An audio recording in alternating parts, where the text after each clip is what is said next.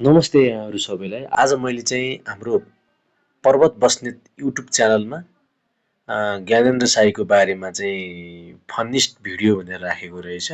यहाँहरूलाई त्यो भिडियोको तल कमेन्टमा के छ त्यो कमेन्टहरू यसो पढेर सुनाउँछु। यहाँ चाहिँ ज्ञानेन्द्र साई एक्सपोज भनेर फन्निस्ट इभर भनेर लेखेको रहेछ र यो भिडियोमा चाहिँ आजको दिनसम्म 1,47,000 भ्युज गएको छ। अब मैले यसलाई खोलेर हेर्छु है त। अब यहाँनिर हेर्नुहोस् 5% जीडीपी इन्क्रिज हुँदाखेरि ग्रस डोमेस्टिक प्रोडक्ट भन्छ, जीडीपी भन्छ, त्यहाँ ग्रस डोमेस्टिक प्रोडक्ट भन्छ, जीडीपी भन्छ। रोकेँ र अब म यसको तल चाहिँ जान्छु। हेर्नुहोस् यहाँ कमेन्ट छ। सुरुमै कमेन्टमा के छ भन्नुलाई, कर्णालीको हिरो भनेको अन्तिममा जहाँ डडड्ड बनेर निस्कियो भनेर लेखेको छ है। अनि तल यो रिप्लाई पनि रहेछ, यस्तो नि हिरो कहाँको राजाराम कहाँको गणेश भण्डारी भनेर लेखेको छ। विजय साईको दाई ज्ञानेन्द्र साई होइन, विजय साई पनि त्यस्तै किसिमले चाहिँ पाना लुकी पल्टाएर सबै किताब पढ्ने खालको थिए विजय साई। अन्तिममा विजय साईको पनि बेइज्जतै भएको थियो। Vijay Sai Gyanendra Sai same but different भनेर लेखेको छ होइन।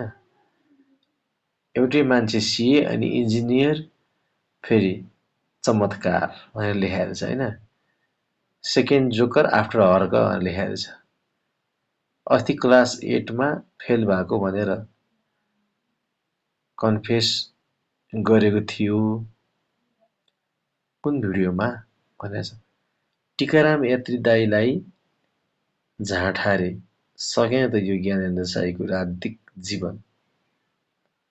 भारत गएर आधा सिए, जापान गएर आधा पिए, नेपालमा राजाको कुरा, जापान पुगेर गाँजाको कुरा। देख्यौ होइन जापानी तरक, यही हो साथी जाँड खाने र नखानेमा फरक। पूजा गजमेरले लेख्नु भएको रहेछ। यो खगेन्द्र विश्वकर्माले पनि यो स्ट्याटस राख्नुभएको थियो, त्यही स्ट्याटस यहाँ लेख्नु भएको रहेछ है। धेरै छ। अब यो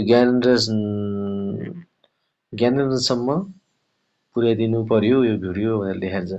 विजय साई र यो फटा एकै हो भनेर लेखेर छ है। योगेशले लेख्नु भएको रहेछ, कर्णाली जुम्लाका मान्छेहरू शिक्षित होलान् भनेर यो राउटेलाई तनाव छ। त्यहाँका मान्छे शिक्षित भएपछि भोट नपाइएला भन्ने टेन्सन भइरहेको छ यसलाई भनेर लेखेर छ है। कहाँको स्वर्णिम कहाँको ज्ञान भनेर लेखेर छ है। कफाडी भनेर लेखेर छ। विजय साईको दाई हो ज्ञानेन्द्र साई भनेर लेखेर छ। यो चाहिँ गजडी हो भनेर लेखेर छ। फ्यान अफ हिज इङ्ग्लिस भनेर छ है।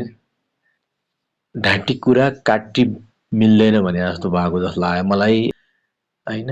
पहिला जस्तोसुकै पृष्ठभूमिबाट आए पनि होइन, अहिले त सांसद भइसकेको मान्छेले चाहिँ राम्रो कुरा गर्ने, बोल्दा राम्रो बोल्ने गर्यो भने त पहिलाको कुराहरू मान्छेले बिर्सिन्थे होला नि त। तर अहिले पनि उहाँले चाहिँ पहिलाकै जस्तो अराजक किसिमको चाहिँ कुराहरू गर्न थालेपछि मान्छेहरूले पुरानै सबै भिडियोहरू उहाँको पृष्ठभूमिको कुराहरू सबै खोतल्न थाले होइन। यहाँ चाहिँ अब यति धेरै चाहिँ गालीहरू आइरहेको छ। गाली नखाने नेतै नहुने भयो नेपालमा। हस् त, धेरै कमेन्टहरू छ। अब तलतिर गयो भने कति कमेन्ट छ कति कमेन्ट छ सबै यो ज्ञानेन्द्र साईलाई गाली मात्रै गरेको कमेन्ट छ है। हस् त, नमस्कार।